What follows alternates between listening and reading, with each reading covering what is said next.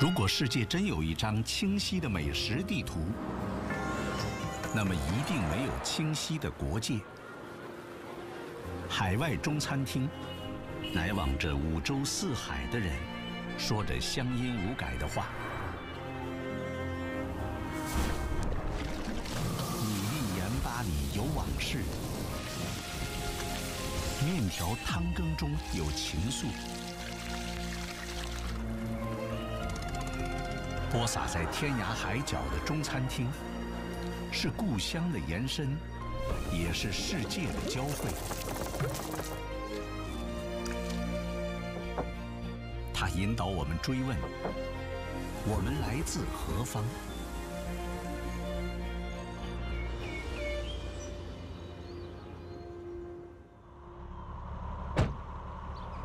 朋友们，我今天有个重要决定，去法国集市摆摊会看到这样的。我给咱们的功夫刀削面搞了一个全法国独一无二的广告。我跟法国给我丈母娘买辆餐车，结果差点给我自己找了份工作。这是一个美食创造奇遇的故事。在巴黎街头行驶的这辆餐车，在社交媒体上拥有众多粉丝。敞开窗口，就变成了面摊儿。咱这位置挺好，这个位置还行。小蝈蝈和他的丈母娘，凭借刀削面，惊艳了热爱美食的法国人。面马上好啊，马上来了啊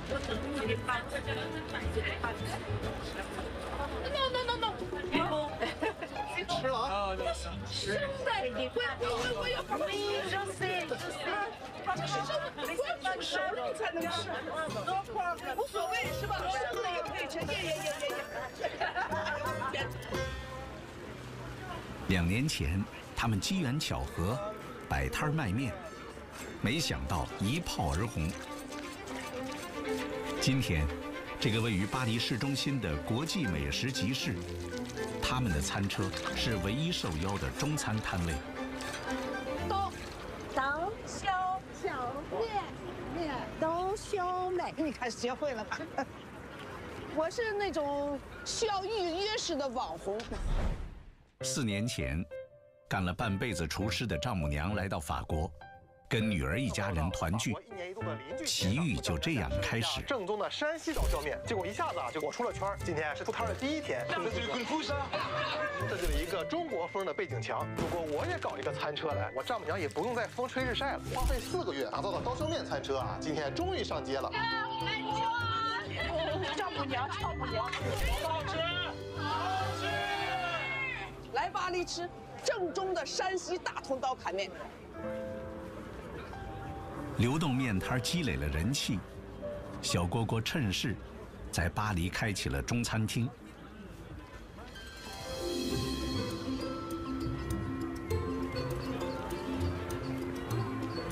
餐厅的外貌保留了餐车的标志性配色和样式，在社交媒体的助力下，食客络绎不绝。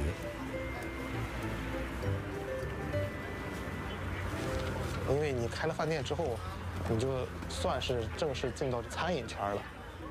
你客人进门，你这个迎风是什么样？第一反应就已经认知就有了。但敏锐的丈母娘早已洞悉，食客从好奇打卡变成回头客的真正原因。机会给那些有准备的人，可是你没准备，你真接不住机会，是吧？巴黎所在的塞纳河流域是欧洲重要的小麦产区，中国手工面在这里颇受欢迎。你像这种拉面这种，比如说稍微有一点这种制作技艺的这种东西，这边的人不能说是欣赏了，他是尊重。高手林立，小蝈蝈和丈母娘有什么成功秘籍？他们反复比对，才选定了通常用来做糕点的 T45面粉。这种面粉筋度不如中国高筋面粉，但质地细腻。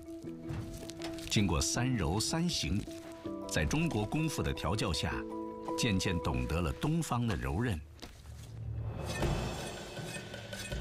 丈母娘老孙的家乡山西大同，是刀削面的发源地之一。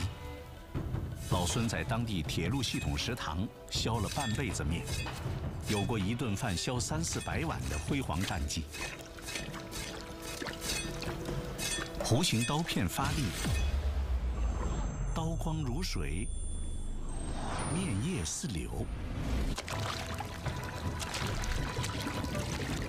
细密的刀痕里藏着最醇厚的卤香。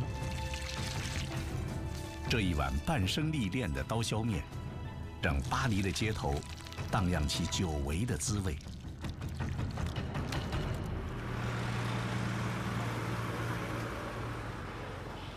第4家分店开在老佛爷百货旁。闯入时尚核心区的刀削面，面对着一堆棘手的事。吃好了？吃好了，谢谢。好嘞，好嘞，再过来啊！哎，慢走慢走，拜拜。时尚白领能否接受重油咸香的口味？做中餐的朋友，大部分人都说，你不能太固执。尤其像我们饭店周围，他们本来就是中午就是吃低脂餐的啊，油乎乎的，光乎悠悠的一碗面，人不买账怎么办？让我怎么改？我说你要让我把它改成法国口味，我咸的改成甜的，我说那是什么玩意儿？不伦不类是吧？3分面7分卤，卤汁中最招牌的当属猪肉臊子。你好，老板娘。好，你好。哎，我订了5扇那个猪肉。哎，这个肉还可以。可以。嗯，很新鲜。谢谢你啊，谢谢你。再见。好了，走了，老过板娘。去吃面哈。法国的小猪肉比较腥，姑婿俩找来更贵的比利时猪肉。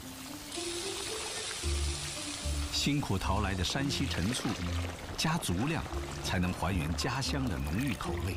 加醋是为了去腥增香，大拇指卡在这儿，夹在这儿就差不多了。用来炒臊子的后味料油，正是卤香的关键。桂皮、八角、花椒的芬芳，在菜籽油和一点鸡油中释放。大同人喜欢的麻麻花，是老孙的秘密武器。有人形容它稀罕如法国松露。炝锅后，异香渗入油脂。有了定海神花，丈母娘的手艺就是那个味儿。再好吃的东西，你也不可能满足大众。说10个人有2个人爱吃你的东西，你就可以。我妈就给我们讲一个道理，咱们做的不是一个创新的东西，几十上百年的东西了，它有优化的空间，早就已经改革优化了。招牌的东西做稳了，一直有老客人来吃，那是你厉害。丈母娘的功夫，小锅锅的操盘，让这个中国家庭扎根在异乡的繁华街角。传统手艺从最初的闪亮出圈，化为默默坚守。而在万里之外的美国旧金山，中餐厅早已落地生根。怎样入乡随俗，融合变通，对每一代人来说都是不变的课题。80年嗰個，我上海人嘛，來到美國呢度咧，我現在我上海人弄啲嚟食，結果呢1個禮拜連個問嘅人也冇。舊金山唐人街1公里長，16個街口，10萬多居民。這裡曾是華人進入美國社會的入口。方彼得到這裡的時候，中餐已歷經1個多世紀的曲折歷史。我執2箱到3箱啦，價錢係咁噶啦，我同你攞啊。攞埋咗。廣東人攞嘅這個移民啊，來得得。我來到以後，來到Chinatown，他們主要的菜館就是廣東人嘅菜館啊，做自家嘅菜，把它自家动向啊啥不吃了，搿不能哪能办法呢？那就稍微要改一改。变通的机会是有的。那些能吸引西方食客的，大多是改良的美式中餐。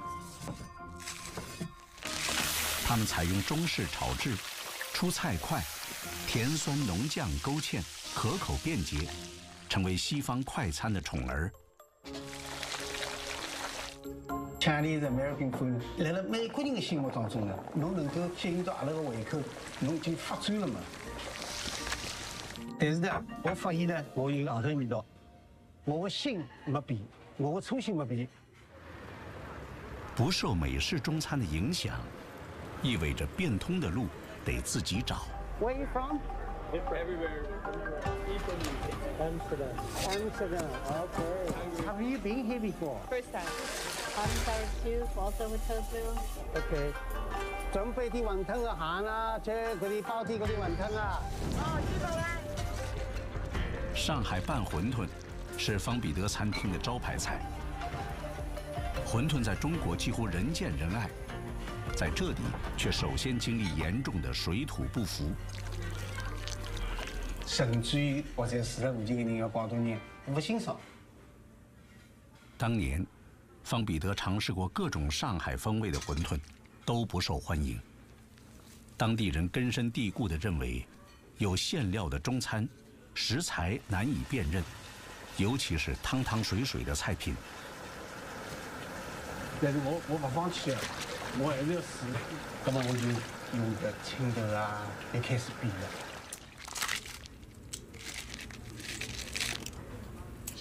巧思從餡料開始。美國青豆，當地人喜愛。與西葫蘆的相遇，讓這道異鄉馄饨有了新的靈魂。方彼得用心掌握火候，讓食材在生熟之間尋得最佳平衡。青豆的清甜與西葫蘆的脆嫩相得益彰。墊底的魚香茄子帶着熟悉的酸甜，讓這碗不尋常的乾拌馄饨成為他在異國打開餐飲之門的第一把金鑰匙。一口咬進去，哇，好新鮮嘅喎！呢就是共同點嘛，大家侪歡喜新鮮嘅、juicy 嘅。在適應海外喜好和堅守家鄉口味之間，方彼得一直在努力平衡。但是他的女兒沒有這種顧慮。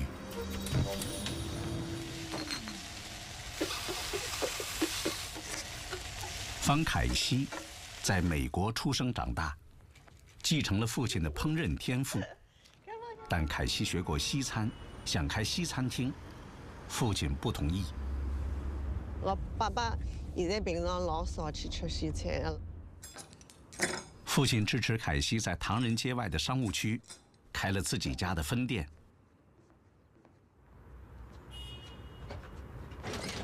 如果說唐人街的口味像暗石鎖門的博物館，舊金山灣區更像各國美食的競技場。果然，凱西繼承了父親的探索精神，創新菜品青出於藍。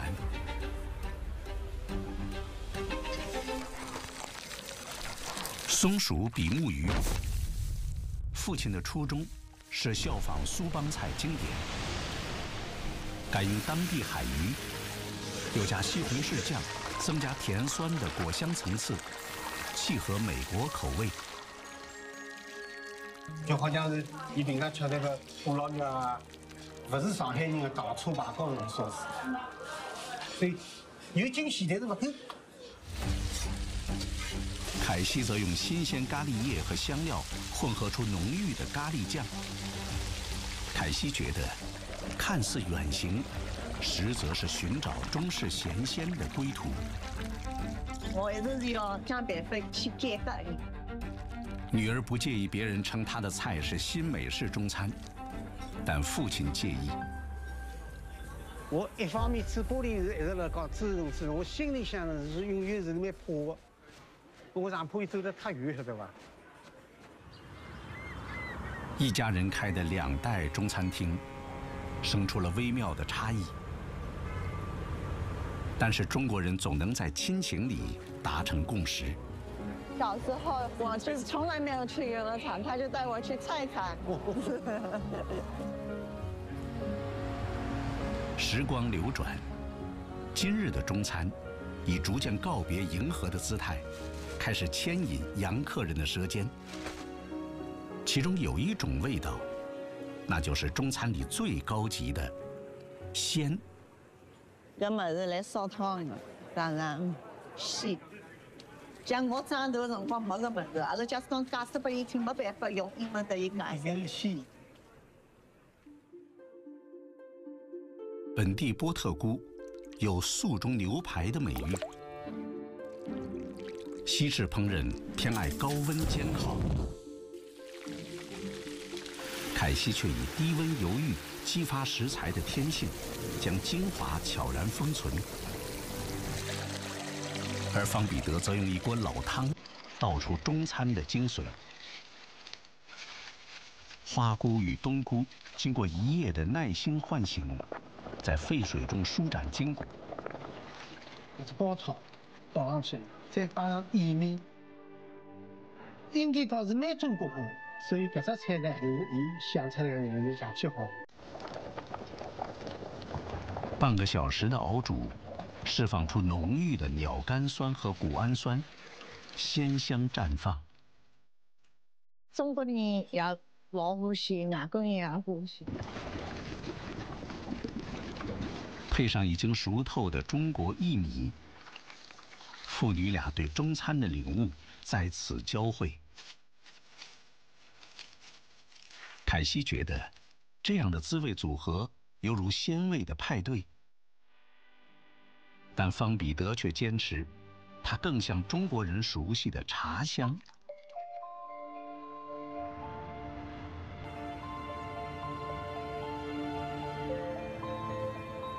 如果说唐人街是中餐的试炼场，那么在安第斯山脉的怀抱里，一片神奇的土地，正让华夏饮食之树开出异域之花。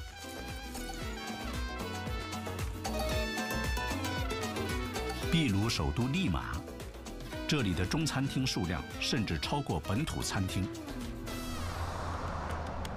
吃发是广东话食饭的音译。这些遍及大街小巷的吃发招牌，不仅显示了中餐的受欢迎程度，也体现了中国人对秘鲁饮食文化的深远影响。炒米饭、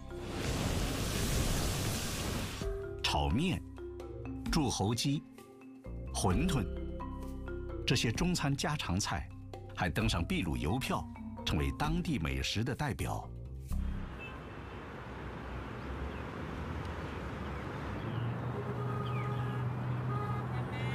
秘鲁是全球土豆的故乡。喜食土豆的南美国家是如何拥有中国味的呢？何塞是广东移民的第3代。100多年前，广东移民涌入秘鲁，如今10个秘鲁人中就有1个华裔。何塞的爷爷是引进中国优良稻种，并且改善种植环境的功臣之一。何塞继承了爷爷留下的稻田和种植经验。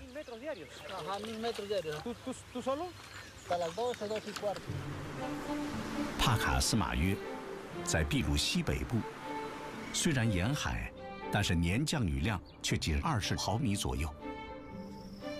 聪明的中国人利用秘鲁寒流形成的雾气，发明了饮水法。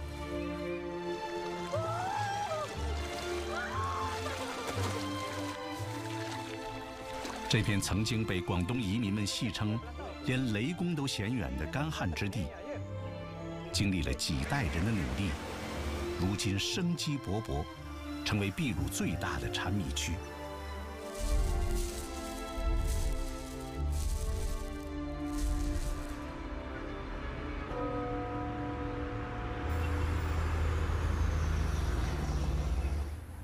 路易斯就来自秘鲁西北部产米的村庄，但在利马生活已经超过10年。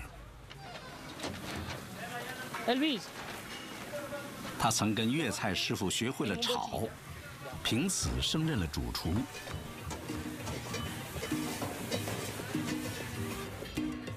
这间吃法虽由秘鲁人掌勺，却将中式炒制的精髓演绎得淋漓尽致。每逢用餐高峰，数十份炒饭在火光中起落。主厨路易斯的一招一式间，竟是用标准化的智慧解开了中餐快速出品的密码。El chofá que realizamos se debe hacer paso a paso. Ha sido previamente pesado y sazonado de manera que cada uno tenga el mismo estándar. 隔夜米饭早已按量分装，配料也精确称重，这是路易斯对中餐的虔诚。每一次翻炒，每一勺油温，都化作他掌中的完美算法。鸡肉在油锅中轻捂1分钟，鸡蛋在铁锅里翻转4秒。中华炒技1000年相传，其精髓在于火候与食材的默契共舞。在异国厨师的演绎下，每一粒米都在严谨的程序中沐浴油香，裹挟滋润，最终绽放应有的花彩。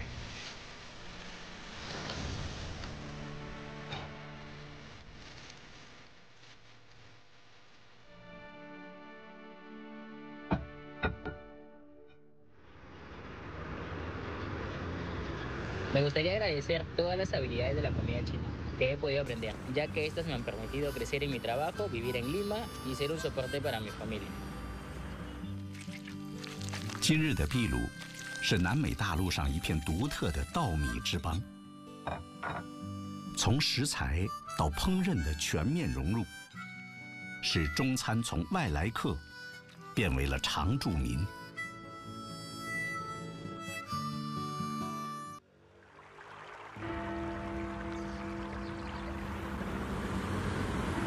中餐之道，在于将百味交响汇成精妙和谐的乐章。但在海外，或许由于饮食文化的不同，中餐常被认为是复杂的烹饪。在英国，很多人通过电视认识了黄敬义。从2005年开始，他以简单速成、分分钟搞定为标志，先后在数家电视台主持多档有关中国烹饪的节目。Maybe in some way I helped someone make the Chinese food experience easier. Ladies and gentlemen， 每年一度的法纳姆集镇的美食节，可以远溯至中世纪。今年首次出现中餐，邀请了黄敬义。So this, ladies, if you don't know, who here watches a lot of cooking television shows, kind of thing, everything? Everyone? Yeah, fan of Saturday Kitchen? Yeah. 今天，他要展示的是中式牛肉炒面。Actually, I've got literally all the ingredients and everything. Have you robbed a supermarket? I did a whole shop, right, just for you guys. 虽然这样的场合看秀的人多，但黄敬义拆解详细步骤，力图教会大家。Quick, you know, the classic stir fry. Actually, something to do like on the weekend or even a midweek supper if you've got the time. We're going to add in the beef. Let that sear on one side. Resist the temptation to move it. We're going to add in some garlic or ginger. 英式牛里脊和中式碱面搭配，用蚝油提鲜润色。独特的口味让炒面在英国曾是位居外卖榜首的中餐招牌菜式。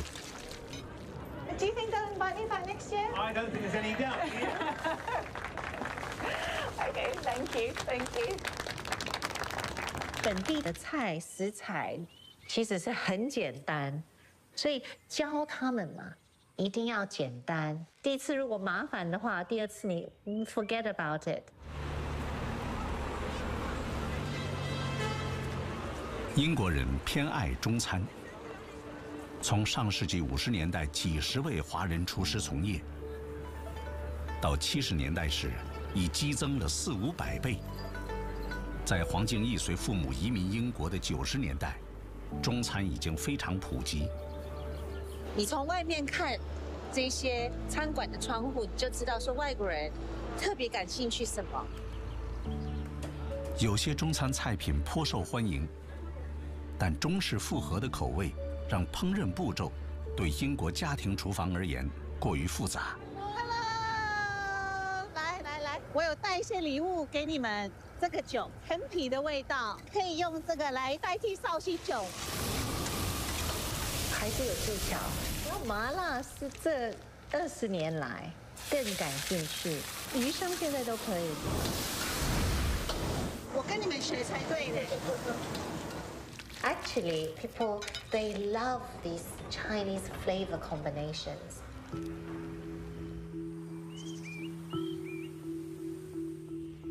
黄敬义的菜谱中，有一道适合家庭聚会的主菜，让他最有信心。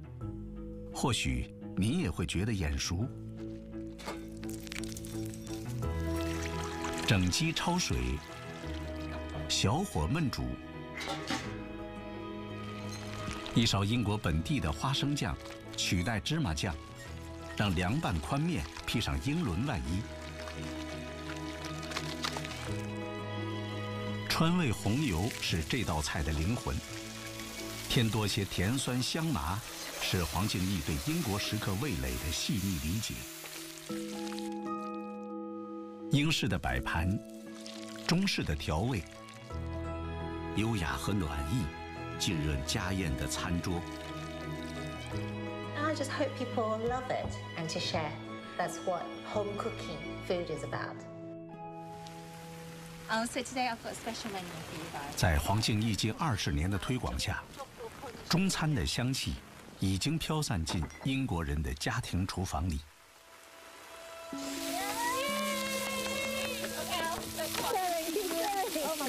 No pressure. Keep stirring. Cook like a rice soup like this at home, congee. 简化，却带来更高效的融合。黄敬义的中餐也许并不算传统地道，但却悄然传递出一个信息：不论身居何方，家永远是美食记忆不可或缺的坐标。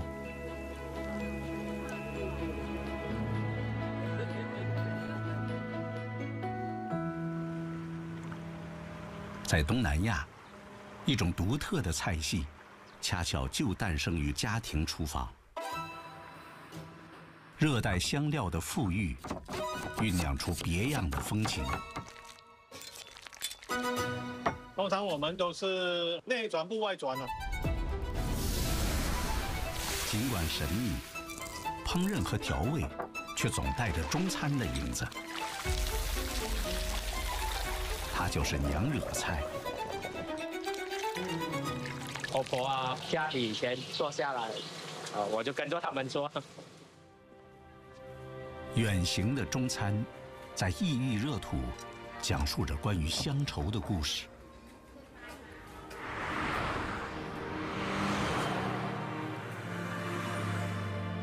娘惹是古代中国移民和马来女子结合的女性后代，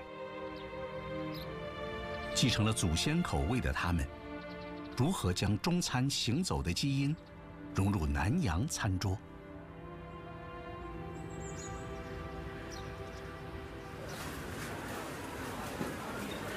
今年81岁的艾米是第4代娘惹。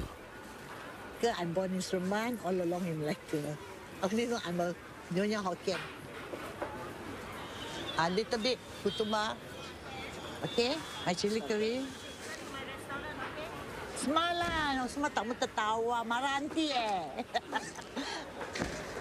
Bye bye. Have a great day. Thank you. 娘惹菜的灵魂，在那一抹仁巴香辣酱里暗香浮动。辣椒的明艳，蒜瓣的醇厚，红葱的甘美，与世代相传的香料之蜜，在铁锅中幻化成独特的韵味。每位娘惹手中都有一本无字的经典，在爆油的刹那，唤醒了记忆中家传的味道。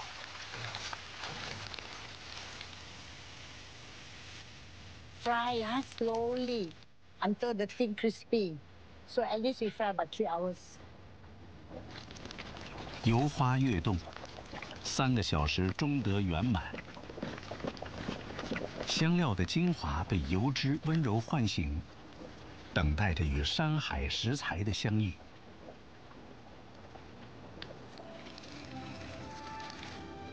眼前的娘惹菜，与中餐不尽相同，但有似曾相识。它究竟承载了多少中华餐桌的智慧与审美？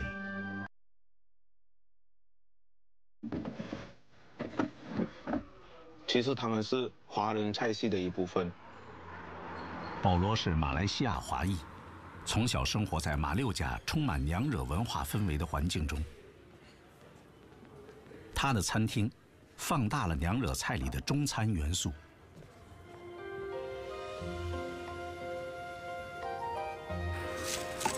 我在潮汕里面看过的有咸菜鱼汤，还有咸菜鸡汤，娘惹的咸菜鸭汤是潮州菜的一个衍生品。金杯呢，它加入了豆腐，给予金杯的内馅有一个很中式的存在。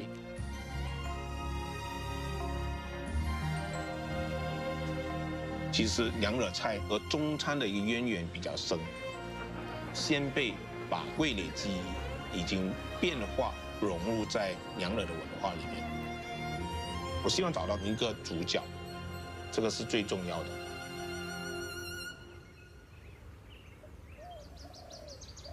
世界香料版图，东南亚是绝对亮眼一隅，其中又以印尼最为突出。保罗这次的目的是寻找娘惹菜中最神秘的一种香料——黑果。产自印尼的黑果是潘济树的果实，外形犹如葛的形状。3到5个月就落在地上，一般都会在土壤上面找，要视乎它的这个果壳有没有裂缝，好像这些有裂缝，如果水一渗透到里面的话，它就不能变成黑果了，它就是一个坏的果。黑果具有毒性，成熟后果实脱离树枝，埋在土地下超过40天，白色的核肉逐渐发酵转成黑色。但此时的黑果仍然具有毒性，需要当地有经验的师傅用特殊的方法处理。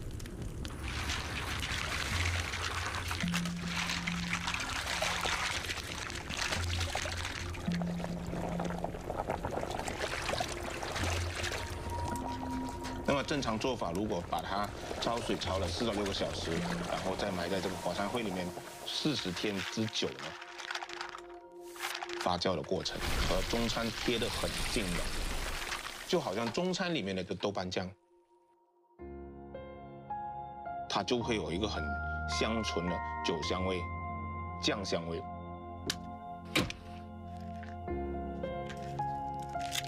然后你轻轻搓一搓，它的油面就出来了。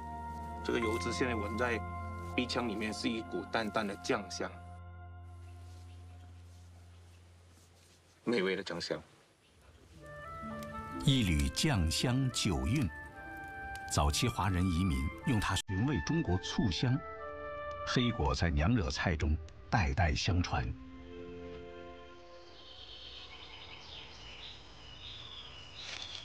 对主厨李小明而言，新加坡国家公园那株独一无二的黑果树，不只是食材，更是时光的见证者。让娘惹美食在传承中焕发新生。Let's say before I pass away， 所以如果我可以吃到黑果，我就很开心了。That's how much I love it。新加坡，亚洲美食的汇聚之地。新加坡产生一个 collection， 这些不同的菜才叫做新加坡的 cuisine。在这个移民国家中，华人占了70%多。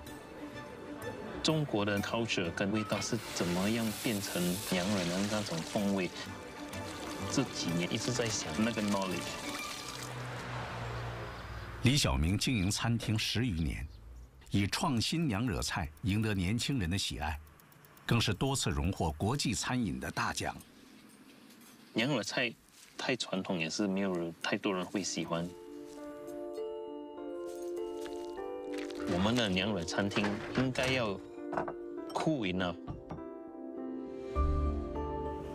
黑果是李小明餐厅的特色，他甚至将其中一家店命名为黑果。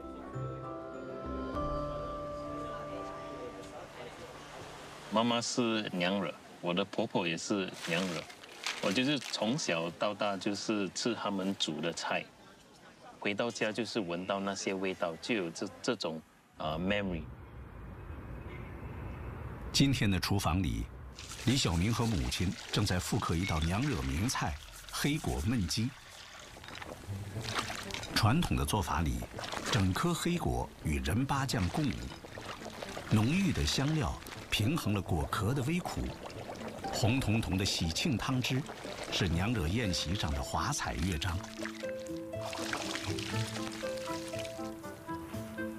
突破传统藩篱，李小明丢弃果壳，只取果肉精华。什么是传统的？怎么找那个 balance？ 选用油花细腻的西班牙黑猪颈肉，配以改良的黑果酱，让韵味更纯。1个小时，豉香、酱香、菌香，在猪肉的汁香中交织成章。这些食物技艺，是华人智慧的见证，如同娘惹的根系，在文化的土壤中不断延展，开枝散叶。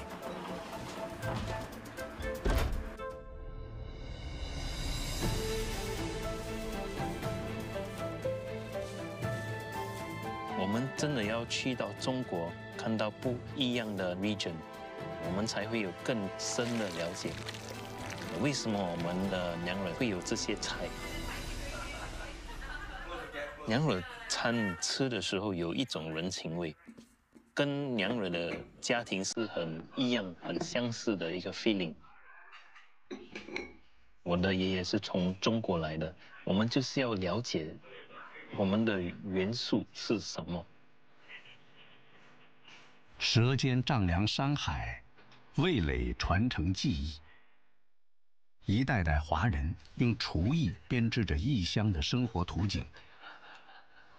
悠远的中华饮食智慧，如同一条看不见的纽带，将根与叶、过去与未来编织进家族传承的细腻纹理中。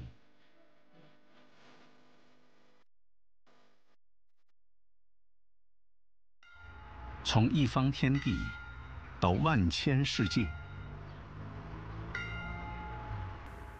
在巴黎，米其林星厨艾德林将法式精致与中式精深融为一体。他手中的中式铁锅，盛满了对东方美食的深情认知。2种古老的饮食文明在这里相逢。L'aubergine sautée au wok à la sichuanaise, c'est clairement un souvenir de voyage et un amour pour le poivre du Sichuan.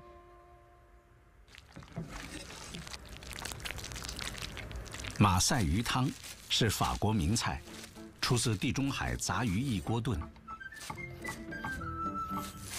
Et j'étais assez contente du résultat. Il y a ce gros bouillonnement classique français. Ça met beaucoup de temps à démarrer.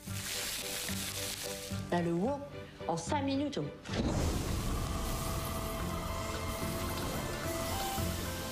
ça fait ça, et c'est là, ça bouillonne, ça coule.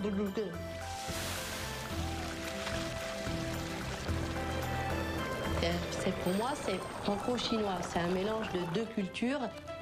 Mélanger, c'est pas fusion.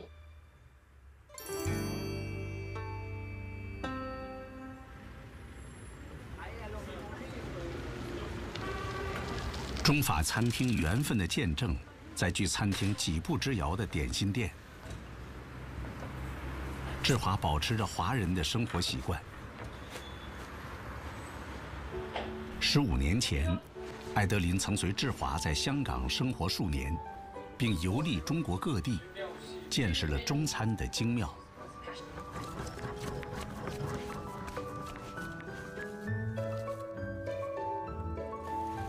志华喜欢喝茶，他给每道菜都搭配上来自中国的茶，所以他们的店就叫饮茶。最重要是它的配料是什么东西，把这个味道带出来的，就是用茶来配合这个。西餐一般以酒佐餐，换成茶做伴侣，仿佛注入了新灵魂。中国的文化空间比较大。 有一种距离，但是也有一种亲近的这个感觉。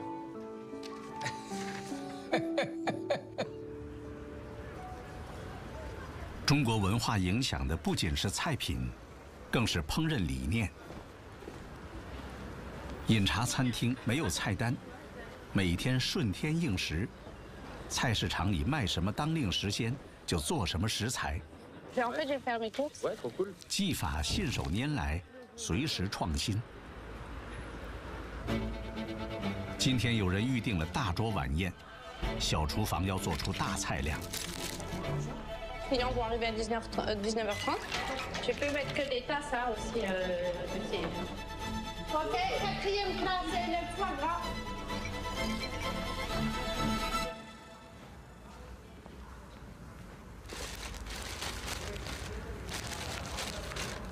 今晚餐桌的主角是鹅肝。 艾德琳巧用蒸包子的蒸香，使鹅肝展现出别样的风姿。Je commence classiquement cuit à la poêle et après je finis à la vapeur parce qu'un jour j'étais complètement en panique là-bas dans mon petit restaurant et j'étais toute seule et j'ai dit tant pis c'est bon je le mets à la vapeur comme ça et le résultat était magnifique et c'est pour ça que j'ai continué à faire ça. 法餐的精魂在于酱汁的魔法，艾德琳的创新让人眼前一亮。Shanghai de manger des raviolis de crabe, des choulambao et bu ce vin à côté chaud et coubu, on a beaucoup mangé. On n'a pas ce produit, on n'a pas ça ici. Et j'ai essayé de créer sauce. 花雕酒替代法国黄酒，姜片点亮香气。 将奶油与黄油的醇厚融入玉米淀粉的绵密。Pour l'instant, je vais lier à la maïzena. 一抹酱油的提鲜妙笔，让这道中法混合绍兴酒白酱跃然而生。黑醋酱，艾德琳也巧用中式置换。 Vinaigre Chang Chang, j'ai réduit pendant longtemps, 2 heures avec de la cannelle et des épices et du sucre de canne chinois. Et ça donne ça. Et je mets toujours quelques gouttes avec le foie gras, j'aime bien ça. Ça pète un peu. 双酱搭配鹅肝，幻化出令人惊喜的蟹黄韵味。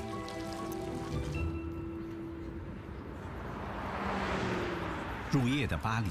自带浪漫气息。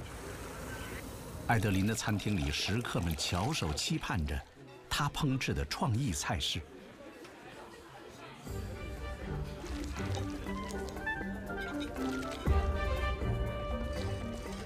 熟悉的食材，陌生的味道，这些新奇的口味都出自艾德琳的东方记忆。 每次开餐前，艾德琳都会骄傲地重复：“美味的秘诀来自中国。” This is the last meal. This is the foie gras. This is the foie gras that is pan fry and after steam, and served with a set mushroom and a Shaoxing wine rice sauce. Il y a les 3 trucs derrière. 饮食之道，不止于味蕾的愉悦，更是文化的互鉴。 Et j'ai eu beaucoup de chance de rencontrer Chihua dans ma vie, d'avoir ce couple.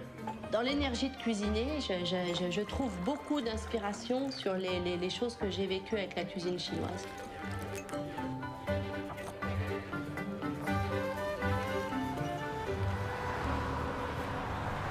On prend Sichuan, moi je veux Sichuan, et je veux beurre pimenté très fort, tofu, légumes, champignons. C'est des recettes, tu l'as fait? Oui, j'ai pris fan. 艾德林与志华的和而不同，诉说着跨越地域的深情。中西合璧，调和了舌尖口味。中餐的脚步一直没有停下。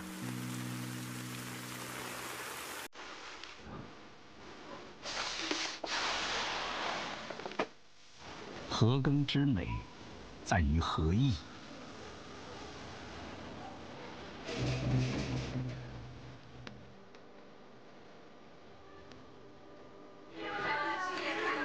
除夕的夜里，异乡的厨房飘着故乡的味道，一顿年夜饭的深情告白，是最温暖的团圆。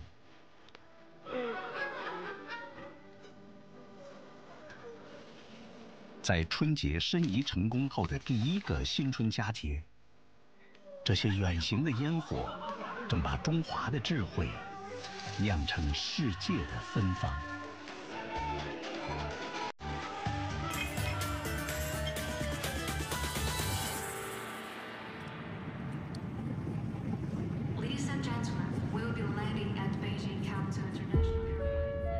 现在是早上5点半，我们刚到了。Let's go together. Let's see what there is.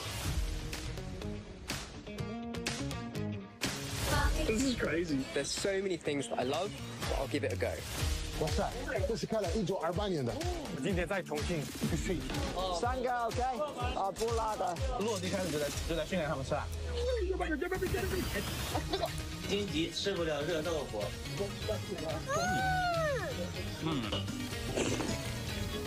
Oh my god！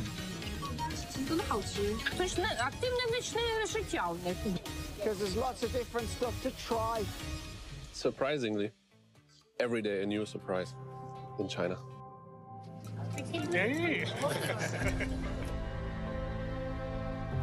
我没想到，真的，每个地方都有吃的。Weil es in anderer Gewürze sind, in anderen Zutaten, es ist was anderes. Mai visto in Europa. 我的天哪，我真的是一个奇妙的国度。中国人有自己的方式表达他们的祝福。真快乐！大年30吧，每家人都在团聚在一起。Funan, so it's really classic food for Lantern Festival. My first ever dumplings that I made by myself. Chinese 有一句话，吃好喝好。 Welcome to China.